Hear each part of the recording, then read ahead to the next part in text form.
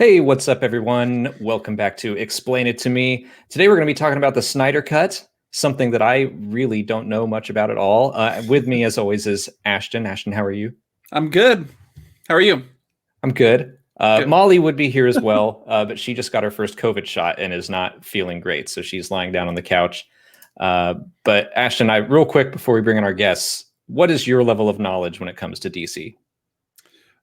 I don't know quite as much about DC as I do about Marvel, but I did read a lot of DC comics when I was a kid, and have enjoyed a lot of the movies and things, and I've kept up with some of it. There's a few comics that are DC that I actually read, so Cool. a little bit, Okay. I guess. Well, we have two guests who are experts in DC. They're from DC Movie News. First, I'm going to introduce my manager, Roxy Striar from the Schmodown. How's it going, Roxy? This is so fun. We spend so much time where you know way more than I do about every single thing we talk about. So yes, this is a good moment for your girl Rox. And our other guest is Mike Kalinowski, the man who KO'd me on DC movie trivia in my last Inner Geekdom match. So these are two perfect guests. That's only because it was DC. If in Star Wars or Star Trek, my friend, we would be having a different conversation right now about that match. So, well, thank you for having me. Thank you guys for having me. This is awesome. Thank you both for being here. I'm excited to talk about this because I know that both of you are fans of the DCEU. And so what is your kind of introduction to DC? What's your history with it? When did you get into the comics or the movies? How did that all go down? Mikey? Roxy?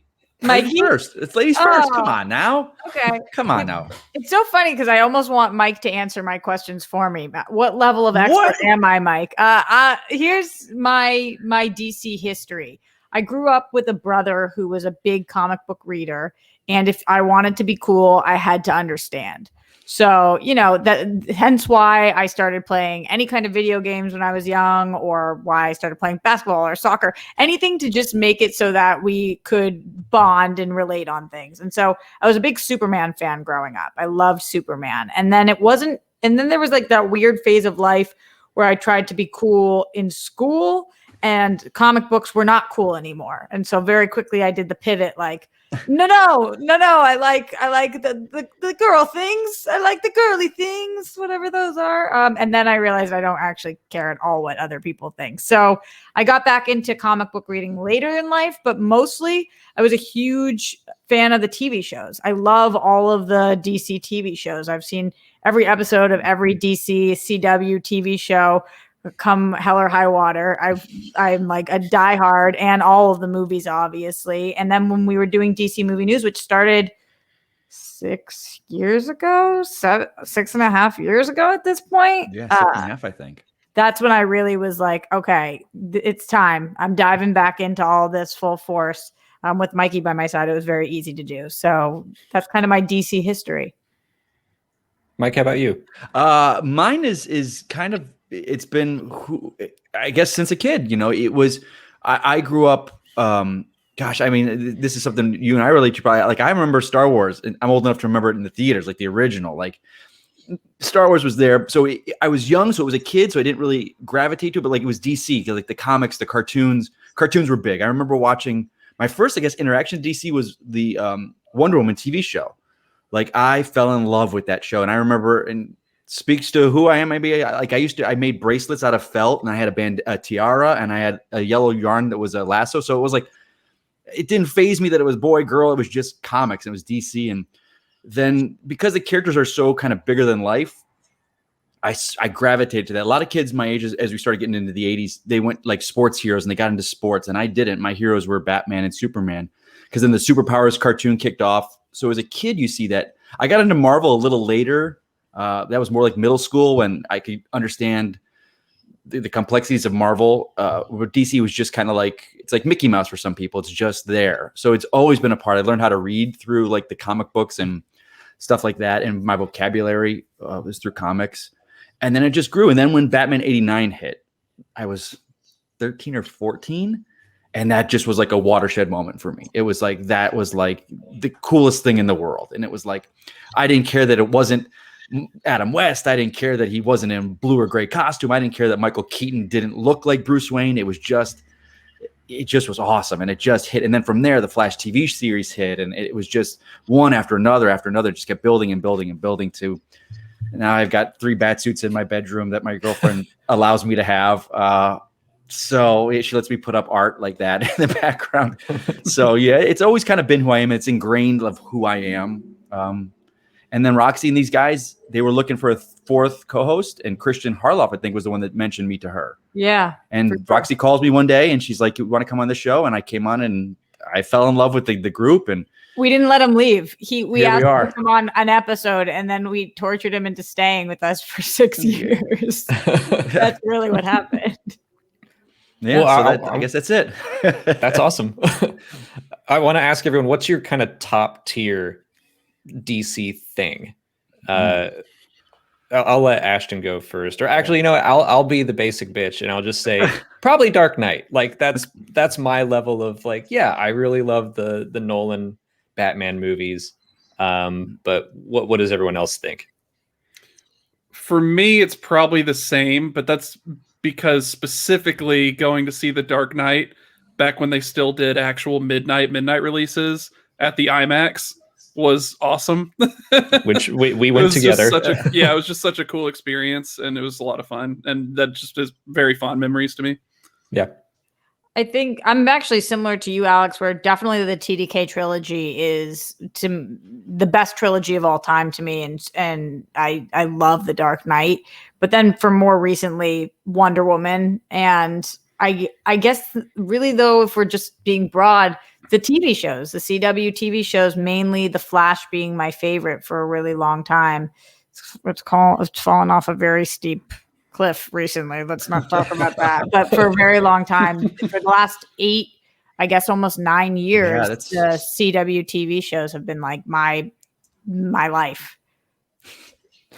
Roxy, as much as I love DC and know DC, Roxy's the DC TV girl. Like I defer to her on that stuff infinitely. Like I am so behind on all those shows.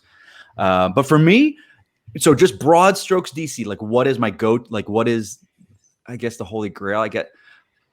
I'm going to go out on a limb and say Batman the Animated Series. Nice. Because that's your number one. Wow. My go-to. Like it has yeah, to. I get it. It's the best. I rewatched it right at the start of quarantine, and I didn't know we were going to be here a year later, but I just binged like I think it's 85 episodes of it. And if you distill it down, the show distills Batman down to the core essence in 22 minutes. Like that first episode, I think it's called On Leather Wings. You get Batman, Bruce, Alfred, Commissioner Gordon, Dent, Bullock, all these characters distilled to their essence in 22 minutes, and it tells you the story, and you're along for the ride. Like if anyone wants to get into Batman, I would definitely give them that series, because it takes all the best of all different elements. There's some Tim Burton in there with the music and the design of certain characters and stuff that all came before it, and honored everything that came before it, but charted its new path. So yeah, animated series. Also, iconic soundtrack. Yeah, just great. Just everything about that show is just awesome. Yeah. I have to say that Batman has got to be my favorite DC character, because he's just the one that I grew up with the animated series, and I know the most about, and I've seen all those movies. But what's everyone's favorite DC character, and then favorite member of the Justice League in the Snyder Cut? Alex, you should take a trip to Mike's bedroom then. Yeah. So favorite DC character. Does this change for you guys depending on where you're at in life with your favorite franchises? Like I'm sure Mike, yours has got to be Batman also, but for me, yeah, go ahead. Yeah, I'm not going to use Batman. That's too generic for me. You're going to say that your favorite DC character is not Batman. I'm going to give the people watching this something different. Yeah. Okay. I'll save it. So Batman's not your favorite DC character. Well, all right, Alex, let me ask you, who's your favorite Star Wars character of all time? Big Starklighter, yeah. Okay, Big Starklighter. People think not Luke Skywalker, not Han Solo. Like, it's tough. I'll explain, Rox. Let's hear yours. Well, you didn't just explain. I want to know who yours is. Okay, probably if we're going kind of a guy that doesn't get enough of his due, I'll say is the Question. Yeah. I love the Human Target. He's a DC character, so it's like. But the Question is a character that has not gotten his due. I think if he gets a TV show or a movie, would be amazing, just amazing. So the Question is my kind of that's a character that here we go.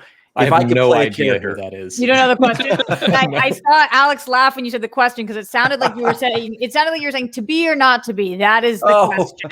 No, but I'm with you. The question's a great character. Like for me, if I got to play a character in DC, if they said, Mike, you're going to be in this TV show as a lead, it would be the question. I mean, do you forget your entire Green Lantern campaign? I know, but we've had Ryan Reynolds, and it's there.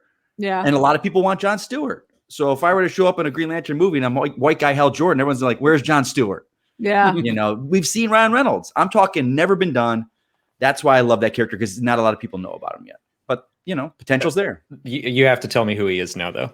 He's a character. It depends. It's like question. It's kind of like, I mean, in the 80s, he was this kind of great, gritty detective. He's a news reporter, but and all his power is he had a mask that covered his face, and it made his face like completely skin color. It was like flat. It was just, he was that. He had a trench coat, a fedora, and that's all he did. And this gas in his belt, he would put this mask on his face and it would seal it on his face. So it looked like, did you ever see Dick Tracy? Mm-hmm. Then we did The Blank. That character Madonna played. It was the bad guy. It was like I'm not doing it justice here with the visual. I have a comic of it somewhere, but it's like over there. I think I get what you're saying. Yeah, it's and it's creepy, and he's just this kind of gritty reporter that was just awesome. And I think, he's just such a cool character. The Justice League Unlimited, that animated series, did a really cool thing. Jeffrey Combs was the voice of him, and there's some really good stories with him. Well, I went on a tangent there. I'm sorry. No. You're going to hear me. Yeah, I could talk for hours. That's the point. For me, my favorite character definitely changes all the time, depending on what phase of life I'm in. Because you give me crap. I'm not giving you crap. I'm just saying you're the Batman dude. Like, I know that I'm the Batman. That's what everyone expected. Other people are Batman people, but you're the Batman dude. You are Batman. So that's why I'm surprised by that. And if not, you're the Green Lantern dude. So I like your answer. For me, for a really long time, my favorite character was Black Canary. But now I kind of feel like that's the Batman answer of answers. Because Black Canary I liked forever. And now all of a sudden, Black Canary is like everybody's favorite character. And I'm like, what do you know about Black Canary? What do you know? So I still love her. And I really, really loved on the TV shows when they had White Canary. And so Sarah Lance was my favorite iteration for a really long time as well. So I like any character that is that has that badass ability and the snark, because spoiler alert, I'm very snarky. So that's something I really enjoy. Yeah. You gotta have the personality with it, which is why even though Superman was mine growing up, after that I realized Superman's a little too. He's just so nice and just so nice and just so good all the time, and I like the little snark. So another one of my favorites would be Poison Ivy, and I especially in Harley Quinn the animated series, I think that this is such an incredible version of the character. So I'm really into her these days, but I guess I go with Black Canary. I guess we were Ash and I were talking about the Harley Quinn series right before you got on, because he's almost done with it. I just recently watched it. It's so good. So good. So good. It's so good. I love that show. It's incredible. And I don't even watch a lot of animated shows, but that one does it for me. Yeah. Ashton, who's your favorite DC character? I mean, I haven't read as extensively into the DC comic stuff, but I like Batman and Nightwing and a lot of the Batman characters a lot. And weirdly unpopular choice, I really do actually like Superman a lot. I think that there's a lot of storylines where he's boring and he's just like comic book Goku and he just comes in and saves the day, But there's also a lot of them where they dive into his personal issues of him being alone basically, and him having to deal with being so powerful and what that actually means for him, and when he tries to step back and things, and it actually gets kind of interesting. So I like a lot of the Superman stories that they've told. Well, I think that's an excellent segue into my next question, because I feel like, and I'm on the outside of this fandom for the most part, but I feel like there was a lot of divisiveness around Superman with the DCEU. So where do you guys fall on that? Oh, also, I was going to say the death of Superman was a big event when I was a kid too. So that was also a really. I think I even remember that. I kind of remember hearing I had a about Super that. Nintendo game of the death and return of Superman, I think, where you have to play as all the other characters. Yes, I remember really that. Yep. I get messages often that say, "Why do you hate Henry Cavill?"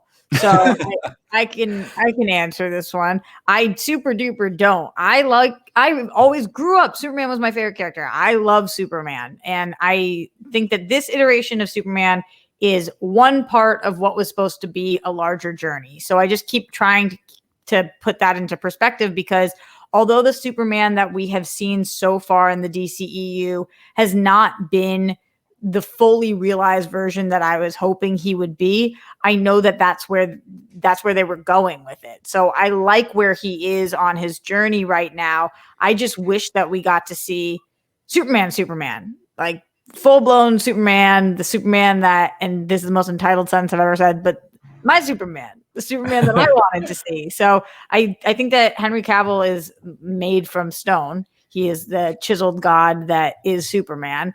And I just wish that we got to see that next phase of it.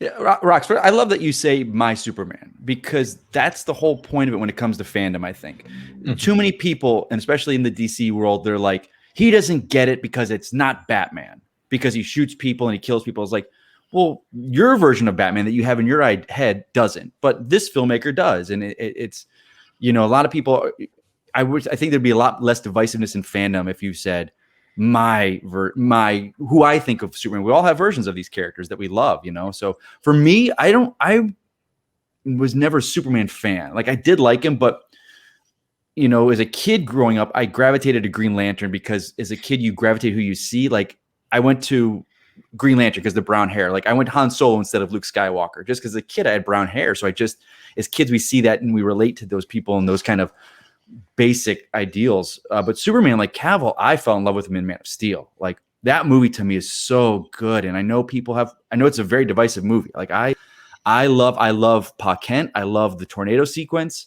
What are you doing? I absolutely love it. I love the fact that, where Pa Kent tells us, like, maybe you shouldn't have saved those people. Like, I think the story that Snyder was telling, I mean, if we had an alien that showed up and a family's raising this child, an orphan, on this world today, where we are right now, where our country is what it is to outsiders, you damn right every parent would tell their child, no, you are our child, but that's the struggle of Superman, And, but you think those children would let their parents die? Because what does that say about you? What does that say about you? I think the problem, Roxy, look at it this way. I think the problem with that scene is that they used Cavill. I think they should have used a younger actor, because he's supposed to be like 17 right there. If they would have got an actor that looked younger, when you're that age, you don't debate, your parents, the way you're raised, like, it just was a weird. He's not 12, Mikey. But they could have, I think the age was the problem. They should have made him younger, realizing that I'm not going to disobey my father. Or they should have made the father have a heart attack. That was done in the original version, so we got to get a new version. Just saying that. There we go. I mean, I like what you're saying, Mike, because it happens in all fandoms where people get like these interpretations stuck into their head, and Star Wars is so universal that everyone sees it in a different way. Yeah. And so when they don't get the Star Wars that they want, they can lash out, but it's like, there's got to be variety in these different interpretations. Absolutely. It's almost easier when you're not a diehard fan of something, because like going to your world for a second, Alex, like I like Star Wars a lot. I love Star Wars. I always call myself the most casual Star Wars fan of all time. I'm super casual. I love watching the movies, but I don't know anything going on. So in the sequels, I think that all three of them work. I liked all three of them. I think that they all work in everything. The Star Wars sequels. Yeah, the Star Wars sequels. I like all of them. And everybody who's a diehard fan is like, don't you realize that there was a plan? The two of them don't make sense with the one of them. And I'm like, I liked them. I don't know. They worked for me. So I think for when you're a diehard of something, that's when you say like, this person, this character, because you just so badly, to me, there's no world in which Superman, the best the best being of all time, he is the best of us, lets his father die. He's not there yet, though, Roxy. But that's the moment when he accepts his destiny and then embraces who he is. I agree. I agree with Roxy, and I think Snyder had said seeing now the 3 films, and which originally was 5, we needed a Man of Steel 2 after Man of Steel. We needed to see him be Superman, like doing all the wonderful things that, and inspiring people. So, and I get the fans want that. They do like Cavill in the role. A lot of people that don't like Snyder's version of him, they do like Cavill though. And there's a major thing to keep Cavill in it, but we are where we are now. Yeah. And on the flip side of what you were saying, Roxy, I remember I didn't really like Wonder Woman 84, and Molly and I were laughing that we were like, well, that's a damn shame. And let's go do anything else. Like, we don't have to say anything about it. Yeah. We didn't have to discuss it at all. Yeah. When like, you don't have a show on it, you're just like, all right, well, that's how I felt about that. I think I'm on my own little island with that movie. I really liked it. I've seen some good island. arguments for it. That it is like kind of an 80s movie. And I'm like, okay, I can see what they were going for. It just didn't hit for me. Hey, but it didn't hit for a lot of people. Trust me. So let's start to try to get into the Snyder Cut specifically a little bit. But I do want to ask, what did you all think of the original theatrical cut?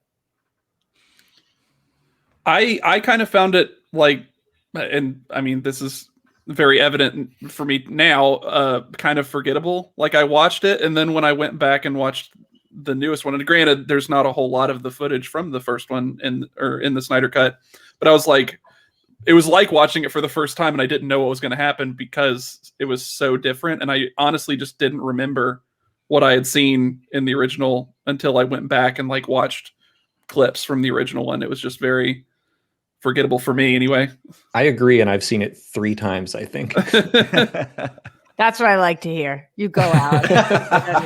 I forget you're being judged right now, Alex. Yeah, right. I got to be careful what I can't give anything away. I'm a DC expert now, by the way. I don't think you're asking any questions in the. Yeah, they're not going to ask you about the questions. So far, you're passing with flying colors. Yeah. Okay, Alex.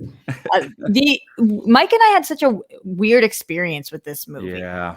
Because we, I feel like we got wined and dined into. That's our own fault. Like, we didn't need to succumb to it.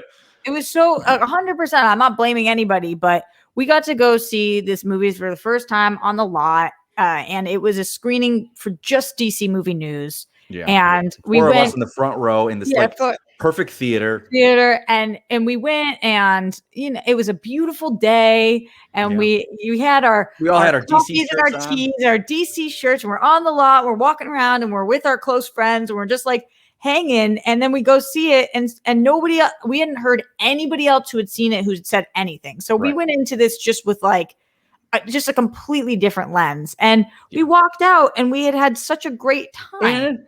And I think a week or 2 before this, we had Ray Fisher on the show. Yes. And he was just awesome. Like, you amazing. Couldn't tell any drama had happened on the set. He was such a professional. Like, we didn't even like, did he seem weird to you? He's like, trying not to. He was just like what a great guy he is. Such a pro and so just genuine. He was just great. So we had such a great experience. We went in going, this is going to be awesome. Here we go. Yeah. And we had a great experience with it. And then I think after that, obviously, I've done several rewatches. I'm sure Mikey has done several as well. Mm-hmm. As weeks went on, as months went on, we were kind of like, wait, did we love that movie? Oh, there's a lot of glaring issues, and stories started coming out, and things just started popping up. So if we were having this conversation the day after we saw it, I would be sitting here with you, Alex, being like, I loved it. I love that movie. That movie was great. And now I went on Collider to talk because they wanted someone I went on Screen Junkies because they wanted someone that did like the film, and I kind of ate my words later about it. I go, I was wined and dined, and not that they didn't come to us afterwards. Did you like it? Are you going to talk good about the movie? Not at all. They were great.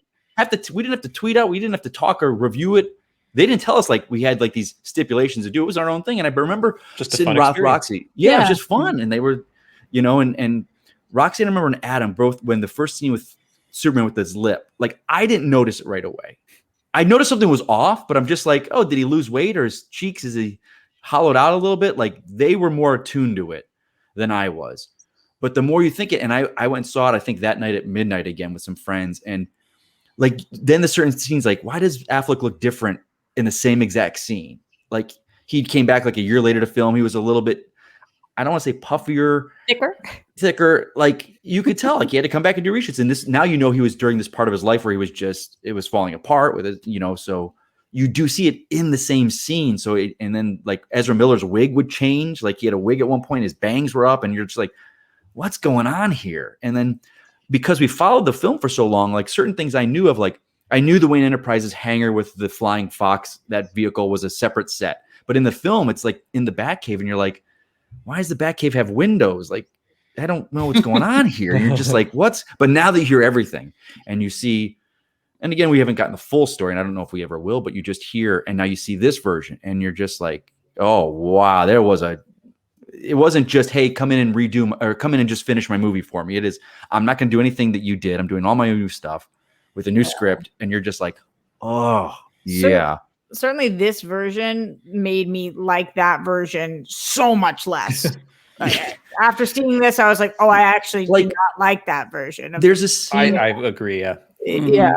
Yeah. There's a scene in particular, like people, when it first came up, people like, look, why is Snyder lingering on Gal Gadot's butt with the jeans? And I'm like, what are you talking about? But now you see this cut, and he shot the same scene, but it's like above her waist. And you're just like, oh, we didn't put that in there. And that's all him. It's just, you see it. There's I don't want to say creepiness to the original theatrical now, but you're just like, this isn't some, it's just, your eyes are open to situations that beforehand we were just like brushing brush it off. Yeah. So, yeah. The first time I saw Justice League, I was kind of like, yeah, that was fine. Like it felt like the rest of the DCU to me. And then, seeing this version, which granted has so much more room to breathe, but I was like, yeah, this makes so much more sense. Like I understand what the mother boxes were. If we were doing this podcast based off of the theatrical version, I'd have so many more questions, but the Snyder Cut answered them all. Yeah, especially the mother box stuff. I will say that one of the things that is helpful when you're watching the first Justice League cut is that I did, and Mike does, obviously we have background information on all of this stuff. Like I'm filling in the pieces as I'm looking at the mother boxes, and I'm like, okay, this is what's going on. But that was not on the screen. They were not showing us anything. I'm just kind of guessing based on knowledge, like, oh, okay, this is what's happening. So in this version where it's like, oh no, we actually have to take the time to explain to people what is happening with these mother boxes, because this is a confusing, bizarro concept. And we have not spent, in the first version, we didn't spend any time. We just were like, this is what it is. And then it kind of disappears and then kind of trickles out. So that was a huge, between the villains and the mother boxes, those were two of the most like drastically improved things in this version. Also Cyborg's involvement in like actual important storyline. Ashton, that's such a great point, because you do see now with Ray Fisher, like this film that we see now on HBO Max, it's a star-making turn for him. Like he is the heart of this film, figuratively and literally. Like his role was drastically changed, and you do see why he was fighting and the choices that were made. It's insane to me. It really is. You care so much more about these characters now in this new film. So yeah. And I know, Mikey, we've spoken about the Flash a little bit, but yes. It was not just Cyborg for us. The Flash was like, he went from, it was night and day, the performance in one versus the other, or the cut that we saw. And huge difference. Yeah. After we saw the Whedon version, I was just like, if I don't ever see this Flash again, I'm okay with that. He's just not clicking with me. But this one, I'm like, yep, can't wait for his movie. They start filming next month. Great. Like what is it about that? Because to me, watching both versions, granted, it's been 6 months since I saw the theatrical cut, but I was like, the Flash seemed to maybe the most consistent to me. And I liked him in both versions, but what was it about the theatrical versus the Snyder cut? Well, Rox, I'm going to ask you, because Shannon leaned over to me during or after the film was over, and she goes, is he written and played to be on the spectrum? Right. So this is a conversation that was when we had this conversation. When the initial version came out, so I guess we're just going to refer to that as the Whedon version. Is that what that's called now? I've seen it called the Justice League. Okay. The Justice League.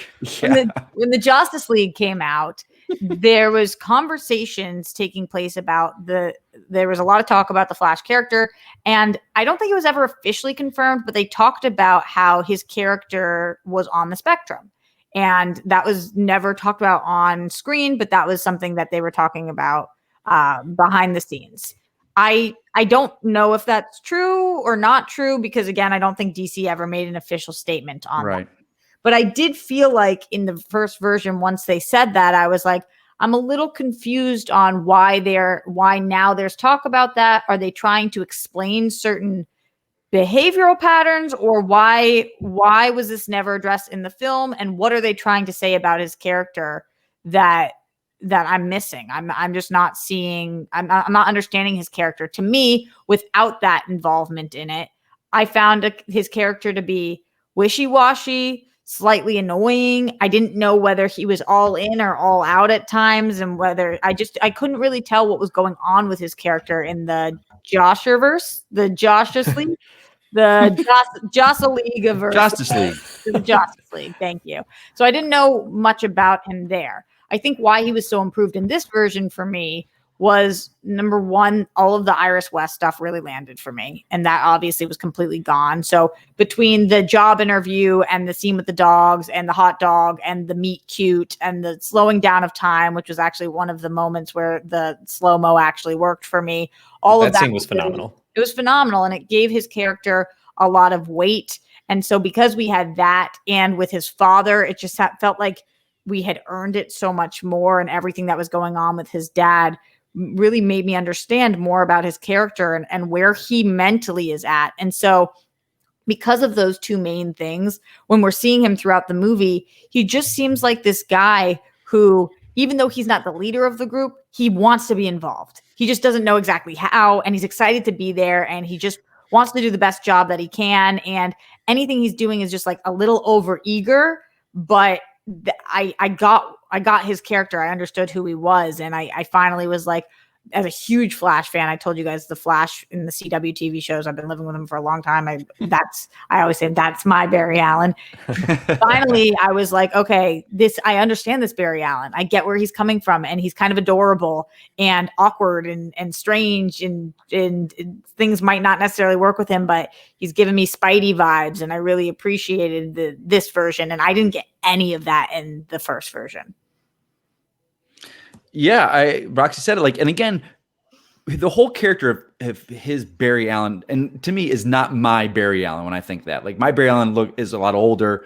Even Grant Gustin is not who I think of when I think of the Flash.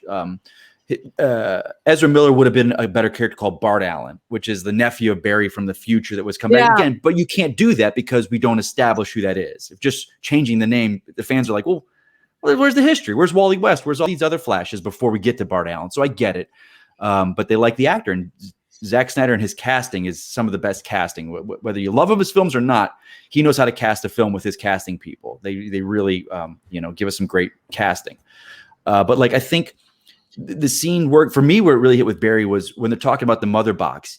He was so smart there. Like, he's talking and he's picking up what Cyborg is throwing down. And you see them both analytical, and he's not just like Pet Sematary, which is a funny joke, and I laughed in the film, but Barry is a smart kid. He's going to be a scientist, to his dad. So to see him understanding, and I don't even remember the dialogue, but he's like breaking down the molecules and this and that, and I can reconstitute this, and you're just like, oh, that's Barry Allen. He's a genius. And they showed that. And then I gotta say, my favorite moment, and we talked about this last night with the Geek Buddies with John Roque on his podcast. I think the scene at the end with Barry and the Speed Force will go down as one of my favorite comic book moments of all time. It's up there with No Man's Land, Batman crashing through the skylight in '89, Superman's first flight with Lois in the helicopter. Like, his whole speech about his father, and he's like, no matter what you hear, Dad, I was one of the best. I was one of the best of the best. And he starts taking off running, and music, and it starts building, and the world starts building back. That is just awesome. So yeah.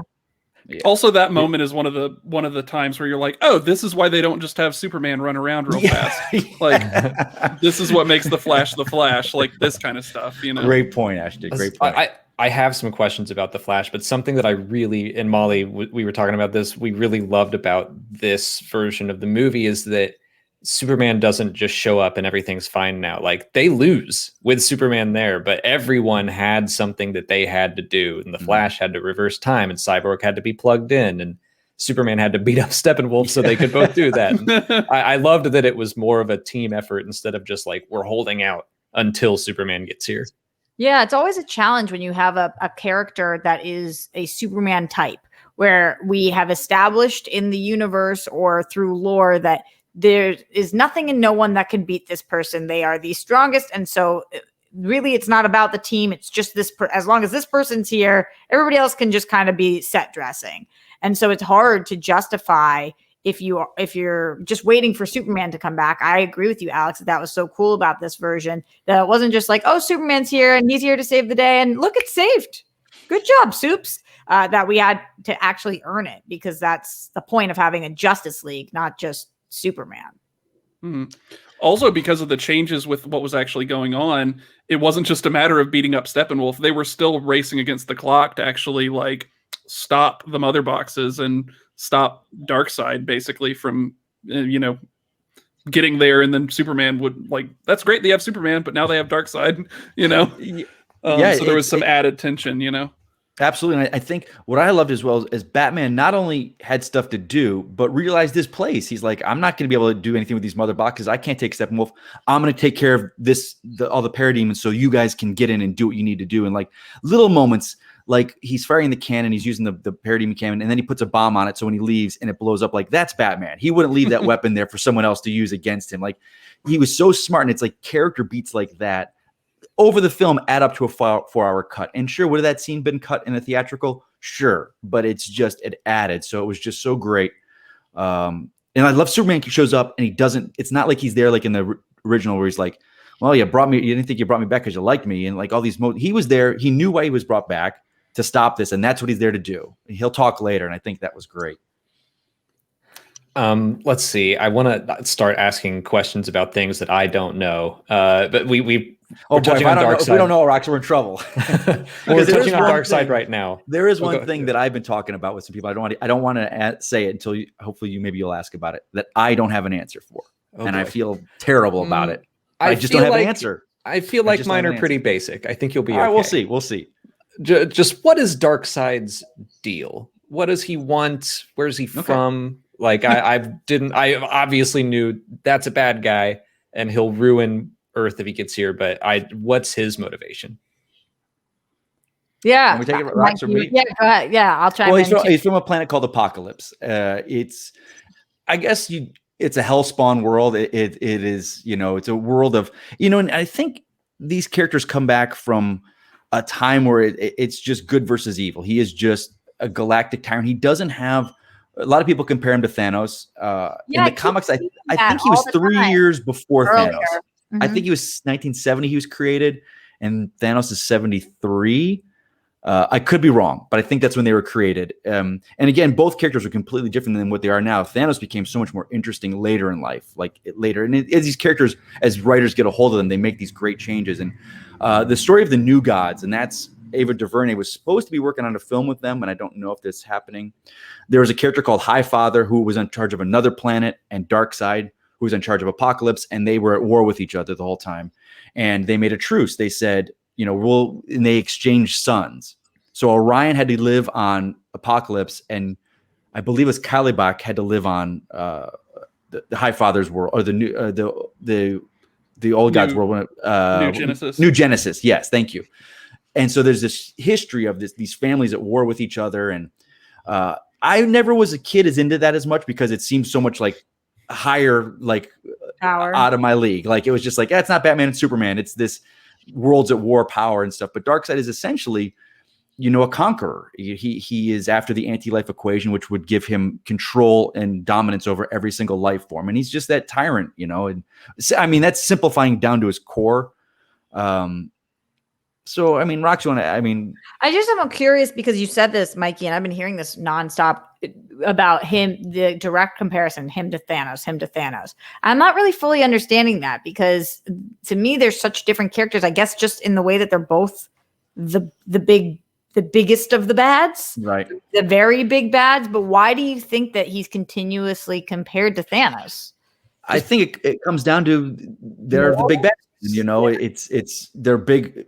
I think from a physical standpoint, they are larger than the heroes. So when it comes down to it, it's kind of like, I think fandoms want to do that, but the characters are vastly different. Thanos to a point, most of us that saw those movies could kind of see his point. We were like, oh, Yeah. this world might be better off without half of us. Whereas Darkseid, there isn't that. He is just a conqueror. You know, he's a world conqueror. That's his thing. He's going to conquer worlds, and that's his thing. And anyone that's beneath him, or he sees beneath him, is going to be crushed under that. But the story of the New Gods is great. But again, it's so deep with mythology. It's kind of like the Eternals with Marvel. Like, I never got into the Eternals, so I'm excited for that film because it's something that will hopefully reintroduce it in a way that the MCU does so well. It takes these, I don't want to say haughty is the term, but like these higher concepts of stuff and introduce it in a new way that's palpable for all general audiences. So I'm excited for that. When we started DC Movie News, I was reading New 52 at the time, I guess, and Darkseid. That was my introduction to Darkseid in general. And I think for anybody who's looking to know more about Darkseid, they did a pretty good job with that and bringing him back and whatnot. So if you're looking for a place to start, that was a good Darkseid run. Mm-hmm. Also, Final Crisis is like, that's when he kills Batman, right? Yeah, with the Omega beams, and he goes into not kills him, but that's one where he kills Orion, and then like everything just kind of spirals out of control. And some of that stuff gets so like convoluted. That's the word. Not haughty. That was not it. Thank you, Roxy. Convoluted. Yeah. They're comics. I mean, I have this omnibus. It's the Darkseid War, and a couple of the writers of that on Twitter, like, guys, if you love Darkseid, read Darkseid War, and I'm like, that thing is like this thick, and I'm like, it is dense. It is incredibly dense. And there's like, Batman takes on the Metron chair, and he becomes this all-seeing thing where he can see everything, and it's massive. It's a massive, like, that to me, when people want to get into DC, I don't say start with Darkseid, get into Darkseid here. I don't say that. But Roxy's right. The New 52 Justice League, and I think the thing was titled War, is a great, I think, a 6-issue run that sets up Darkseid beautifully. Yeah. Great. And Ashton, if you have any questions, feel free to pop in. But I think Ashton's answering my questions. Right. It's great. And that's what I love. Earlier, he claimed that he knew Marvel more than DC, and he's still here. I love that when people kind of come to me. I sometimes get like DC, and like I don't know everything, and I get, you guys in chats, you'll see, and people are like, oh, Mike didn't know this. Like, yeah, that's what I love about meeting different people in the fandoms, because you're always learning. I love it. Well, and I really like the sort of like cosmology of the different, settings. And so I really dove into the whole Darkseid and the New Gods and stuff like that. And he does get compared to, and he does get compared to Thanos a lot. I think it's mostly because visually they're kind of similar. Kind of. But I mean, that was I saw him and I was like, yeah, DC Thanos, got it. Like, And even as a Marvel fan, I will say I do think that DC handles like quote unquote gods a lot better than Marvel does. Like in Marvel, so somebody can be like the god of something, and it just means they're really powerful and they have those kind of powers, like lightning powers or whatever. With DC, it's like if that person is like a god, then they're probably inscrutable and kind of like have a higher dimension sort of intelligence that's just ununderstandable for anybody else. Although I don't know if in the movies we've fully figured it out or fleshed out enough, because then you've got like the Wonder Woman god situation. We haven't fully dove into like what is that?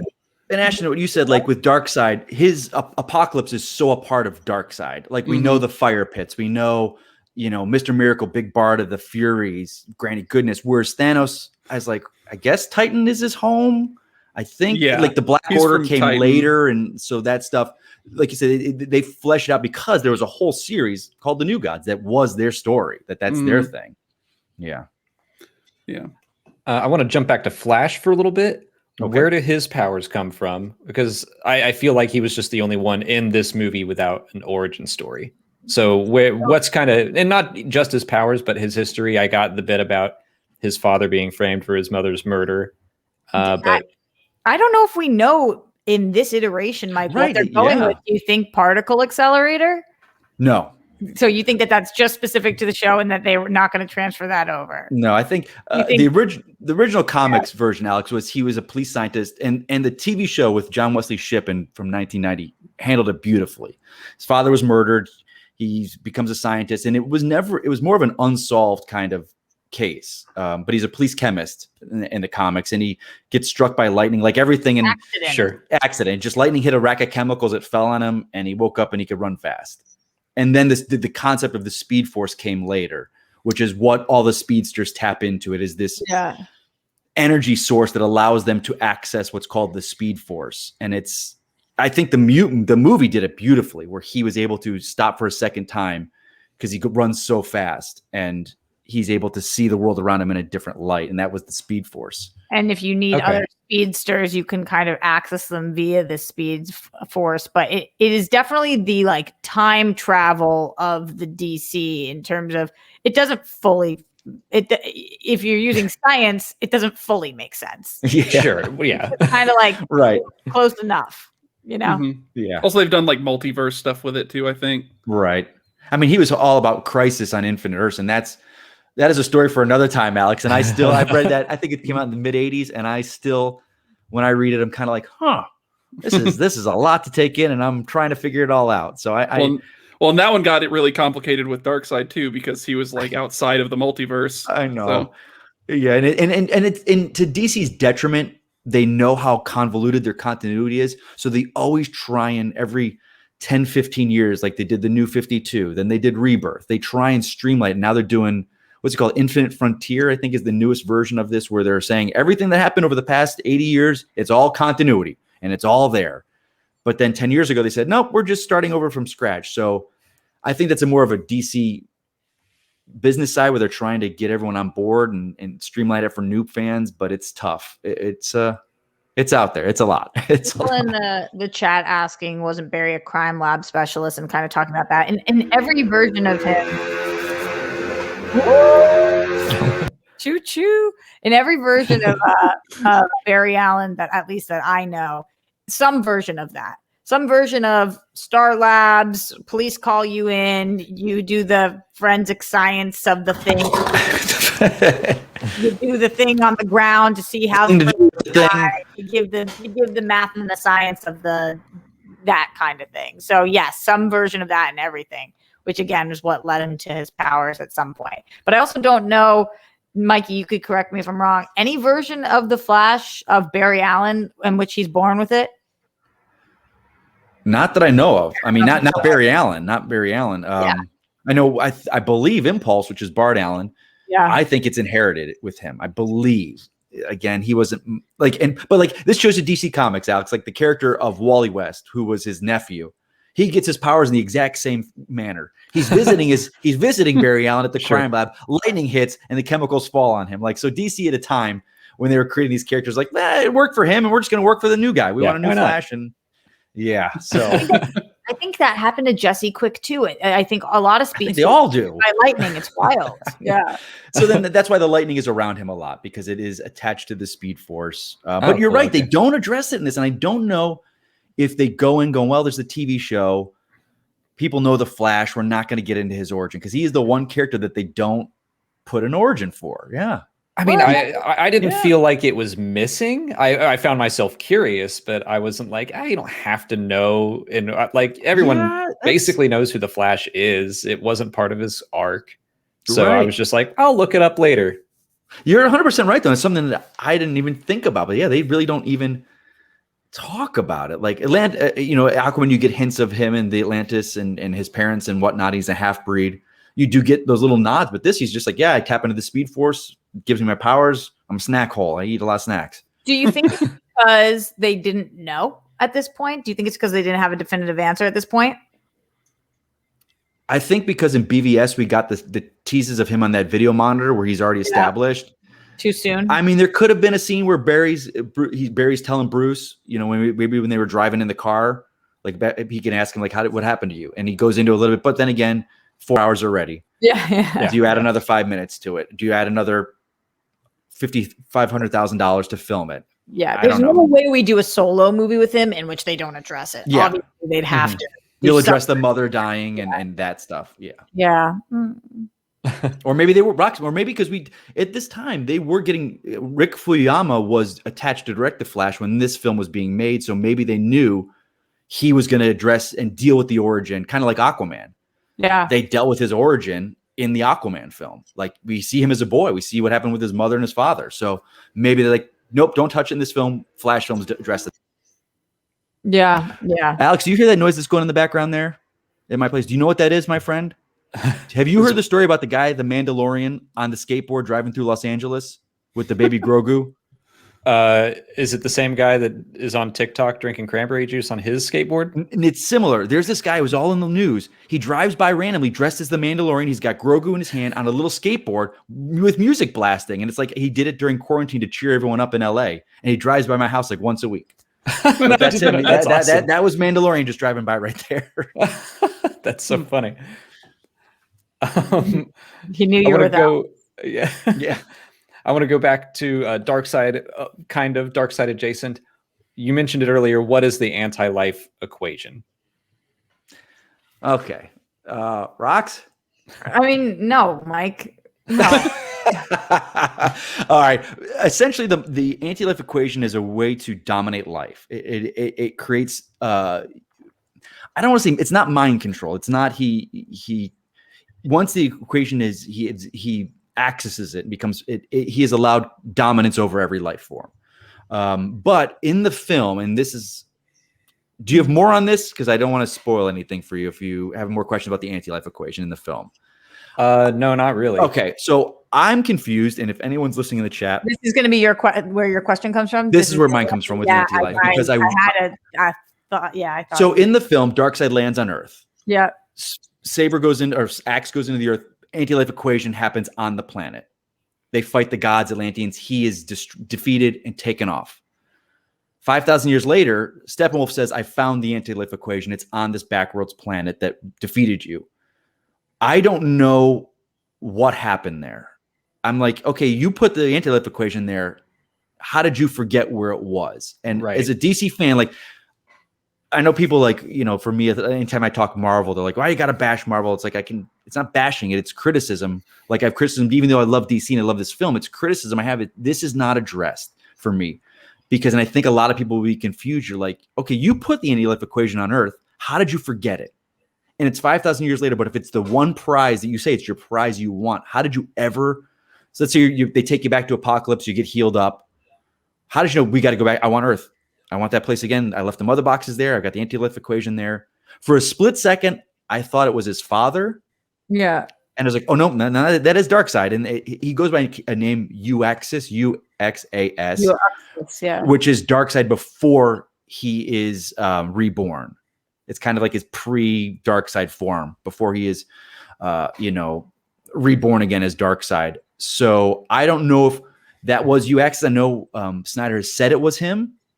So I don't know if we just missed the point where he's reborn and that could have caused him to lose all the memories of his life before where, so it is a plot hole for me and I'm very not sure what, I continue to get asked about this too, Mike. So yeah, I don't have answers and it is a plot hole.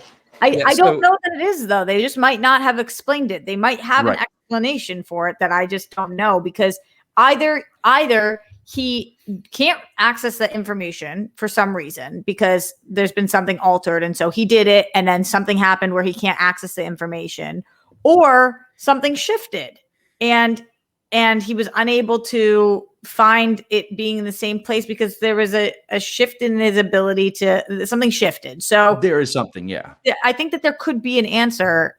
They definitely haven't told us what it is, but I don't think that this is like a plot hole that's like, they never thought of this. They must have thought of it. Right. And again, there was a 2 and a 3 coming, later in this. So I'm like, there is story for me, though I don't have answers for people that are asking right now because I don't know myself. I thought that he found the anti-life equation on Earth, not that he put it there. Originally, when they had that flashback scene, that very well could be absolutely. Like it was like him uncovering it, but then he had to retreat, and then you're right. But then he found he grabs the ground and he pulls on the ground, so I think he felt. Ashton, that's great because he feels it when he grabs the dirt, and then he hits the hammer, and that reveals it. But I just don't understand. The same question: how did he find it, then lose it, then find it? My assumption when I was watching the movie was that either he just wasn't in a hurry because he's Darkseid, and so he's like, eventually I'll stumble on that planet again, or one of my minions will, and it'll be a test, or he knew where it was all along and he was just testing his underlings to see who actually found it. Yeah, I'm very, unless because he got his butt kicked so bad, he's like, we're not ready. Maybe things will change and we'll come back for it. Again, I don't know. Well, he seemed to have a preference. Sorry, go ahead. It was just such of a waste of his own time, though, to be like, I know something you don't know. Can you figure it out? Like, he's still having. I get what you're saying, but then I would need some justification of like, why were you willing to do that if you knew? Yeah, and I wonder if it has something to do with using it like every planet he went to. So yeah, I guess that makes sense. If he wasn't using it before then. Oh, I don't think he was using it yet. I think he discovered it on. I think it was on Earth, and he found it and didn't get a chance to use it. If he gets it, he brought it and like it came out of his hammer or something. No, once he gets it, then it's like game over. Yeah. Okay. Once he gets it, so he didn't have it. Because like once he fully understands the anti-life equation, he's able to basically like manipulate reality such that he dominates all sentient life. Yeah. Yeah. There is no. He gets that anti-life equation, it's over, and that's why. Even though the heroes got the mother boxes at the end, and he's just like, well, my prize is there. We're going for it. It's not over yet. And Alex, I equate this film to A New Hope, where people are upset with the epilogue. But I said, well, the heroes won, they blew up the Death Star, but Vader's still out there. Right. So it's a happy ending, but it's going to get worse before it gets better, which leads into 2, which would have been Empire. The heroes at their worst. So we don't know. I would hope they would have explained that, because it is a weird, like, I don't have answers. So is the equation thing, is that what sparks that epilogue? Is it what has caused Superman to maybe fall under Darkseid's control? Like we see Cyborg kind of have that little vision. When Cyborg touches it and we see Lois Lane's body and Superman's arms in the Batcave, he had the anti-life equation at that point and corrupted Superman. He was able to get to him because, and again, this goes into stuff we'll probably never see. Snyder had worked with Jim Lee, the artist, to storyboard 2 and 3. And Lex Luthor tasked the Riddler with finding the anti-life equation and solving it, being the Riddler who he is. So the Riddler is able to decipher what anti-life is, kills himself because of it, as Batman tries to get to him. And then Darkseid arrives. Luthor offers Darkseid the anti-life equation and saying, the key to Superman is Lois Lane. Take her out and you'll get Superman. So kills Lois Lane. That Superman is, then he's able to get him with the anti-life equation, which leads into the nightmare scene. So okay, I know. That's a lot. But this is kind of like already been mapped out. Yes, they had 2 and 3 mapped out. And if you'd like to send a link, or I could put it attached to this, there's an exhibit in Dallas, Texas right now by AT&T where they have Jim Lee's storyboards with all of Snyder's notes telling 2 and 3. Wow. And it's fascinating. I know a lot of people hate it because like Bruce and Lois had a child together and they had a relationship. And of course that got changed, but now Superman and Lois do have a child where it's massive. It's a massive story. Huh. And then it doesn't totally, because after you sent it to me, Mikey, which I was so interested in looking at it, it doesn't totally make sense now with the version that we got. Right. This wouldn't have been the version we got if they were going with, if they knew they had those. So it doesn't fully fit in. Things would have to change. Yeah. Very cool though. Yeah. Okay. Next question. I don't think I answered that one, but bring it on for us. No, that was enough. Who is Martian Manhunter, and was he always that general from Man of Steel? And what is his deal? What are his powers? Like, I know nothing about this person. Oh, Roxy? This is your first, just so I know, Alex, this is your first introduction ever to Martian Manhunter. Yeah, like I recognized him when he appeared. I was like, I know that is Martian Manhunter. I've seen him in images and stuff, but I do not know what his powers are. What his deal is. Well, I don't know about in this iteration of things, but Martian Manhunter is an alien who is here. I'm thinking because his planet is gone, which is what happens in a couple of the comic runs, and also in him in the going back to my favorite place, the DC CW TV shows, which I absolutely love because of the War of the Martians, the White Martians and his kind. that's not very helpful information for this. But is he a Martian? Is he from Mars? He is a Martian. He's Martian Okay. Manhunter. Yeah, but I didn't know if that was just like a flashy nickname or a catchy nickname. Yeah, and he's a shapeshifter, so he Okay. is able to take on the shape of not just him, but anybody, which we see with Martha, and he's able to shapeshift. He's a really cool character. He might even be what they're referring to when they say Unite the Seven, although unclear on that too, Mikey. I don't know if you have any answers with that. And yeah, and he's one of the main characters in Supergirl, so we've gotten to know him really well on the shows also. He has telepathic abilities too. And I don't think we've seen that here fully, but I'm assuming that they're going with that version of the character also. So he's able to shapeshift and able to and has telepathy. Very good. Yeah. Cool. I mean, hey, yeah. Like, so for this version, Alex, he was, Snyder says it was always going to be General Swanwick. And what I love now about his part, and we know this, going back and watching Man of Steel and BVS, you see, you're like, oh, the way he acts to certain things. And, you know, we don't know if his homeworld was destroyed like Krypton or if the war with the Martians was a genocide. We don't know. He's on Earth in a position, so he's hiding out. And people are saying, well, why didn't he show up? Why didn't he help them? Like, I think if you look at it, oh, here's a Martian hiding on Earth. He can't blend in like Clark does per se. Like, he looks absolutely different than Clark. So if he were to come out, like, this is who I am, this world would lose its mind. Yeah. So he hides as a human. And then to see how the world treated Clark, like, I mean, they put him on trial. Like, he was, you know, vilified almost by half the world.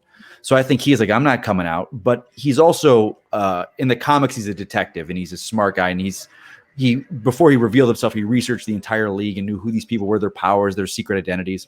So I think if people were, and it did take me aback, like, because the Martha Lois scene was one of my favorite scenes in the movie. So when he's revealed as Manhunter, I was like, oh. But then I think about it, and I'm like, well, wait a minute. What's up, Rox? That took me back as well. A lot of people have questioned why it needed to be him because they love that scene between Martha and Lois, and that they think that it should just be Martha, and it's rude AF to Lois, Mike. It's not. But nice. I think also he was also doing his part to bring these people that are these fighters back into the world. Like Lois, like, look at Man of Steel and BVS. She was the one that uncovered Luthor's plot to kill Superman and use him.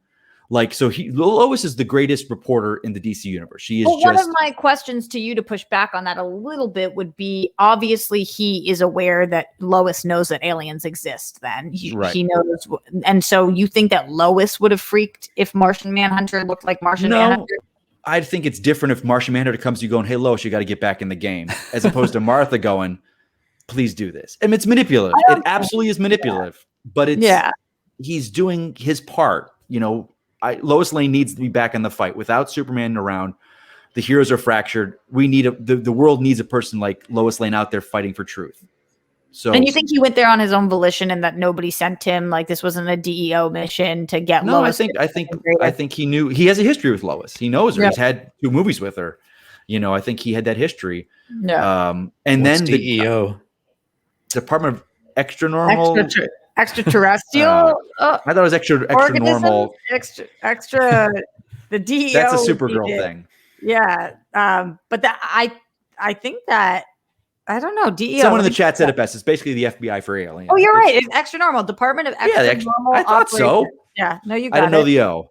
Yeah. But then Alex, his appearance at the end, which I loved because Bruce, I love Bruce's reaction. He's not freaked out. He's just kind of like, okay, well, we'll need your help. Like, at this point, he's just like, I'm a guy in a bat suit, and all these guys are super powered, but we need him. But also, it was Manhunter finally being inspired by Superman, and that was the line from Clark. And he's like, his father, you'll inspire these people, and they'll join you in the sun. And there he is flying with the sun behind him. He's like, he inspired these people, and he finally is like, I have to do this now. I have to help you people. So I think, but a funny thing is that was supposed to be John Stewart Green Lantern arriving on Earth. I did hear about that. Yeah, and WB had said, we're giving you everything. Please don't use this because we got a TV show coming with him on HBO. Please don't. And he's like, all right, I'll step back. That would have been so great, though. And I loved this. I think this still was great, but that would have been such an incredible moment. But Martian Manhunter is an awesome character, and I don't know whether this means that he'll be totally backburnered for a really long time, which would suck because I think that the fact that Alex, you're not familiar with him means that probably most people aren't familiar with him. And it's when you have a character with his abilities, there's so much fun to be had. Like a shapeshifter is a really cool. That's a cool. He rivals Superman in terms of power as well. He can go toe to toe with Superman. Yeah. Except he hates fire. That's his weakness because of being from Mars. Maybe because of the scrolls. Maybe they don't have much interest in having shape-shifting, green shapeshifter. Yeah. No, I mean, I'd still be down for like most of the new characters, like in Marvel or DC. I'm like, I've heard of them before. I don't know who they are until I see the movie, but I'm like, I'm down. I'm into it. What is so special about the black suit? Was that just like Clark that was vibing with him on that day, or does it mean more? Does it offer any advantage, or did he just think it looks cool? Did you like it, Alex? Did you like it? Yeah, I think it looks very cool. Yeah. Ashton, what do you think? I mean, it was straight out of the comics, so that was cool. The backstory of it is it's in the comics with the death of Superman. He returns in that, and it's a regeneration suit. It's used to rebuild his cells. It enhances the solar energy of the sun. It's not addressed in the film. Sure. And we were just talking about this last night. For me, it symbolized he's wearing his father's suit because in Man of Steel, Jor-El wears that before he puts his armor all over it. So it was in the pod with him. I think it was an homage to his father because as he's walking, you hear the voice of Pa Kent and Jor-El, but then they added a few new lines. It's like, love them like we loved you, Clark.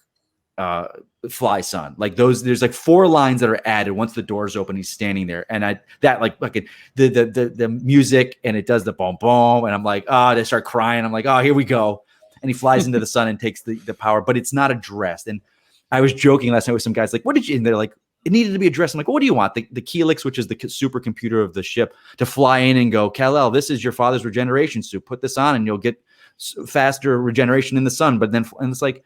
It kills the beat. The music's there. It's slow motion. He's up in the air. For people like me, I got it. It absorbs the sun better.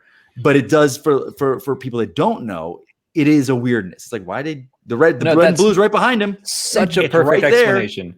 But again, it's not just a cool different suit. It is that.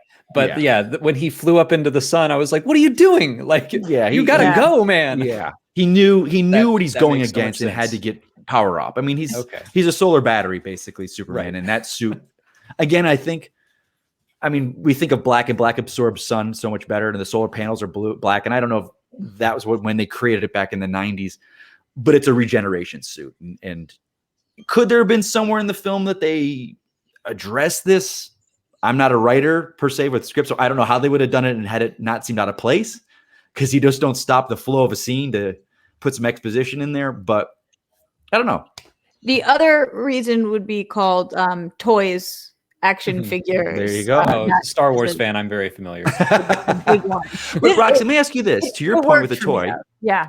To your point, because Snyder shot it in the red and blue. Yeah. And he talked to his tech people saying, hey, let's be able to light this on set. So if we want it black, because I want it black, the studio wants it red and blue, but I want to give them the option. And so the studio went back and said, yeah, you can do black.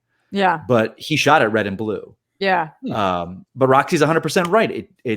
They had the Man of Steel red and blue toys, and now they got this with the black suit. So and it looks cool. You know, if you are a Superman fan, and especially if you're young and if you've got your Superman action figures and you got your Superman stuff going on, and you want a new Superman, and this is like, we equate like black suit, dark Superman, whatever. That's cool. It's cool to have a black suited Superman. So I get it. This doesn't bother me at all. At this point, like, knowing how people have to make money and business decisions, I think it's fine. I think it looked great, and the absorption of the sun theory works enough for me to be like, this works. It's fine. Yeah. It's a very satisfying answer. Thank you. Okay. I was just, that whole time I was like, this looks great. I feel like he should be in more of a hurry. And now, now I got that answered. Yeah. I've got one more question just for like my own education, and then we can start to wrap up. But I know Ashton's talked to me about Deathstroke before, but who is he exactly? And I'm assuming he must hate Bruce Wayne for some reason and not just Batman. Oh, this is so sad. I know. I'm just Deathstroke is exactly what we want. That's what all we want is to see him and the future version of him. So, That's great. would you say it's great? The future version was great. He just looked. I mean, Manganiello is such a great actor too. To see him in that role, I'm like, ugh. Deathstroke is kind of like he was a soldier that underwent a operation that kind of accessed, and they don't really address this in the time that they had with him. They say humans can only use 10% of our brains. He's able to access the 100%. 100%. So he's a pinnacle of human, like thinking, reasoning. He's mainly Wilson. Yeah, he's like very Terminator-esque. Yeah, but he's also a mercenary where he's very honorable. He's very honorable as far as his, the contracts he takes, killing and versus not killing, being paid for it. He has a family, which led him. He's much more of a Titans villain with the Titans. Like if you want a good backstory on Deathstroke, go watch Titans season 2. It was awesome. Okay. It's phenomenal how they handle Deathstroke. He's also an Arrow. Arrow, yeah. Arrow, yeah. That was Thank you, Ashton, for giving some you. love. that was a very. He looked awesome in the Arrow show too. Yes, that was he a very was. different version Thank of him. you. Yeah, it was, but it was a cool version. Yeah, he wasn't as scary as he was in Titans. Where when he killed Queen's mother, that scene. That was amazing. Oh God, it was awesome. So Alex, in this, they knew filming this film that next up was Affleck directing the Batman with Deathstroke as the villain. Okay. And they knew that going in. That's why because when the scene happened in the film with Lex on the boat, I'm like, oh, I guess he did shoot this. But the dialogue was changed because they don't talk about the Injustice League. They talk about Bruce Wayne and his Batman, which would have led directly into his next film. And I think then what would have happened if the films had gone on, we would have had the Affleck Batman film. And then the next time we would have seen him is in this Justice League 2 where they're friends, or not friends, but working together. So you would have seen them as a history. And he's comparable to Batman in terms of fighting. He can go toe to toe with Batman. So to see this, he was a younger than Bruce Wayne, which, Affleck he was supposed to be like, in this film, he's probably pushing 50 at least, whereas Deathstroke is probably 30 something. So that to me is great to see that he's probably physically better than Batman. To know that we wouldn't have got this, to see the two of them go toe to toe in a film, I'm like, that's just crap. Now that just this Justice League film was such a blessing and a curse. It was a blessing to get it and to see it. It's such a curse that who knows if we ever will see any never, version. Mikey. We don't know. I know. Hey, I know. We already never said say it. never. I know. Never say never. But he's an awesome fighter. He's really fun to watch because he's a total beast. Like he can kick butt in combat, and he's just one of those characters that when we got that moment, we obviously already knew after the Whedon verse. I still haven't figured out what I want to do with that yet. But whatever when he popped up, I remember us being in the theater being, because that was such a surprising, incredible moment to think that was where we were going to go next with all of the villains and yeah. Do you remember, Rox? I think we were in the middle of a DC Movie News show. It dropped of Affleck shooting a test footage of him in the costume on the set of Justice League. They were using the hangar of his jet, and when he was walking towards the camera with the smoke around him, and we're like, is this a fan thing? What is this? And it was his costume test on the set of Justice League. Like, it was like, and then there was talk because he was so well received and they really wanted him. Like, I think it was Gareth Evans who did The Raid was going to do a Deathstroke film. Ooh. Like, it's just, and people like, he's not just Punisher, Marvel's Punisher. He's like, it's completely different character. He has this moral compass, and he's ultimate, like he's a badass. Oh yeah. He's a badass, but he's also a father, and he so loves his daughter and his son. So it's just he's such a layered, fascinating character. Mm-hmm. Yeah. Now, does he have a vendetta against Batman or Bruce Wayne or both? And was Lex telling him that his name is Bruce Wayne just being like here's who you go get, or was it like, that other guy you hate? It's the same person that you hate. Like in this, I think because he said eye for an eye. Yeah. So I'm assuming Batman took his eye. Sure. Yeah. And that's new. That's not, Batman didn't do that. As far as I know. I mean, I don't think so, because they again he was much more of a Titans bad guy in the comics forever. I mean, the Judas Contract, a story from the 80s, is like the classic DC comic, and a lot of these things we've talked about here, like Darkseid and the Darkseid War, for fans that want these things but don't want to go through the comics, the DC animated films do such a good job of distilling these stories to their core essence. It's like, so there's the Teen Titans Judas Contract is a great Darkseid story, and it's an animated film, hour and a half. And it's what's up, Rox? It's Oliver who takes Slade's eye, right? In the Arrowverse, but I don't know in the comics who took it. I think he just, from what I remember, he showed up with the eye patch on. He was always had an eye patch. I'm sure they went into his backstory, but as far as I know, it's I don't remember in the comics where he lost it. It could be Oliver in the comics. It probably could be Oliver. I could be wrong. I don't know either. I don't know. But in this world that they gave us, Alex, to answer your question, Batman absolutely took his eye somehow. Sure, yeah. He took that eye. In that 20 years of Batman, you know, that we meet Batman and BVS, he was Batman for 20 years. It's in there somewhere. Because he has that 100% ability. He's very logical too. So like that would make a lot of sense for his character to be like, okay, I have no eye. This is what I'm going to do next. Take the person's eye who took my eye. Eye for an eye. Yep. Yeah. Well, those are all the questions I had. Ashton, do you have anything you want to throw in? Well, speaking of layered, interesting characters, I love that they just threw Granny Goodness into the shot with Darkseid without explaining anything. Knowing that everyone was going to Google, like, who's this human-looking person with Darkseid? I meant to ask about that. Now, she is in the Harley Quinn show, so I knew. Yeah. Yes. I knew, like, oh, that's Granny Goodness, right? But I still don't really know who that is. She's in charge of like the training of Darkseid's. I think they're called the Furies, and it's his female. There's a character called Lashina that's got these kind of whips on her body, and Big Barda, who's one of my favorite characters. I love Big Barda. She's just this towering, like puts Wonder Woman to shame of just how powerful and big she is, and she's just this awesome character. And she is kind of like this taskmaster slave driver of these women. That's like kind of like the mother of them, but just, and I mean, for the fact that in the cartoon, the Justice League animated, I think it's Hank. Oh God, I'm gonna die. Ed Asner. Ed Asner voices her, so it's a guy voicing her, and he's just got this grizzled old man voice for her, and it's just awesome. So to see her, my friends joke. He says, "Oh, it was nice that Elizabeth Warren was playing Granny Goodness," because he thinks he looks like Elizabeth Warren. I'm like, okay, all right. What this movie certainly did not have time for was to explain who Granny Goodness is. I disagree. Ain't nobody got time for that in a 4-hour movie. So I thought it was a good little nod, and we so didn't need any kind of like pause. What is this character and how is she? It just was enough. No words. I mean, she's covered enough where if they get a different actress, it doesn't matter. Kind of change it a little bit. It was a nod to the fans. It was just like, there she is. You know, that it's setting up what could be eventually. Yeah. Great. Mm-hmm. Although she should have her own series. I mean, at this point, we need a Granny Goodness.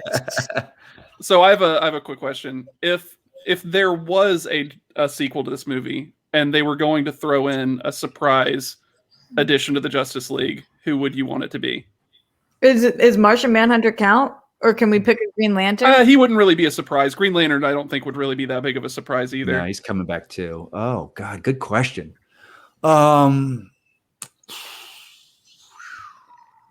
So who that isn't there would be a surprise addition. I mean, just business wise, you got to start picking from some of the characters. Oh, I got it. What? I want Booster Gold to appear. I want him dropping from the future, coming in, going, wow, you guys are messing up everything.